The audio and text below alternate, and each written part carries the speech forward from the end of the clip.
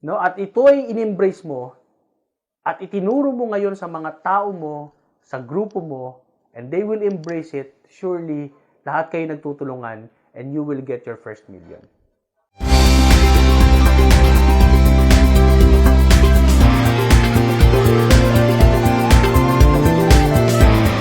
Good morning everyone. Good morning mga ka-Red.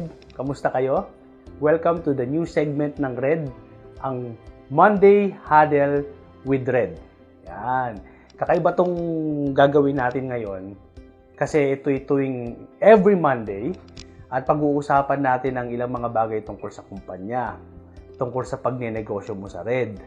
No? Tungkol sa'yo. Actually, bakit tungkol sa'yo? Kasi gusto namin na maabot mo talaga yung success na pinapangarap mo. Maybe not for you, but for your family. So, dito sa segment na to, marami tayong pag-uusapan tuwing Monday. No? Marami tayong mga ilalabas na mga iba't ibang mga programa, no? Iba't ibang mga kasanayan sa pagnenegosyo to make sure na habang ginagawa mo ang Red, number 1, nag-e-enjoy ka. At number 2, mas mabilis mong makamit yung tagumpay. Ano ba yung pag-uusapan natin ngayon? Well, kailangan natin muna na magkaroon ng realization. Yan ang topic natin ngayon, guys. Realization.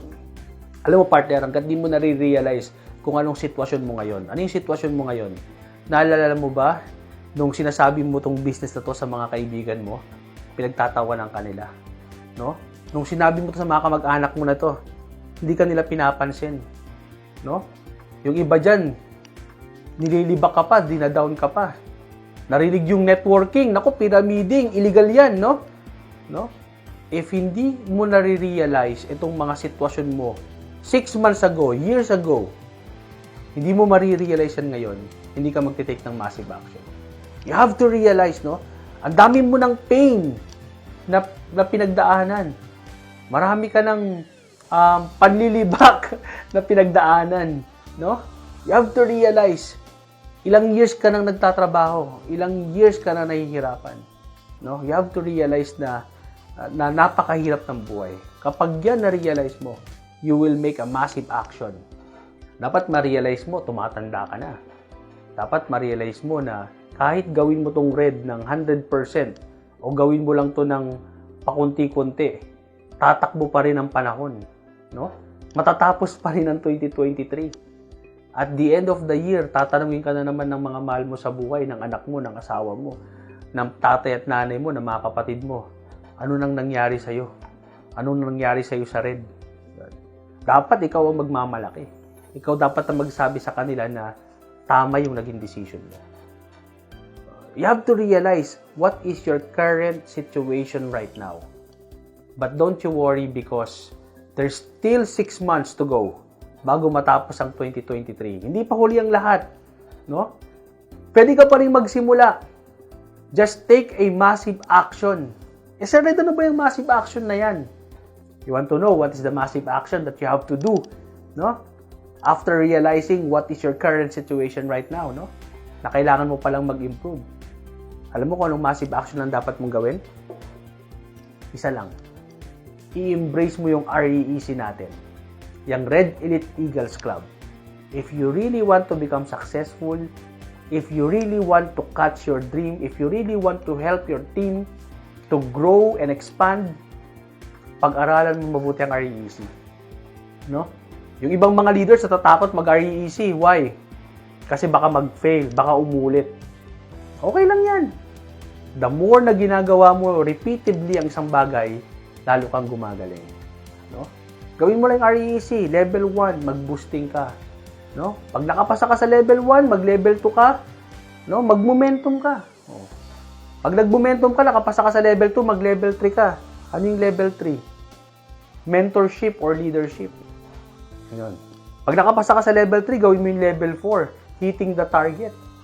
At pag nakapasa ka sa level 4, gawin mo yung level 5, the brand new you.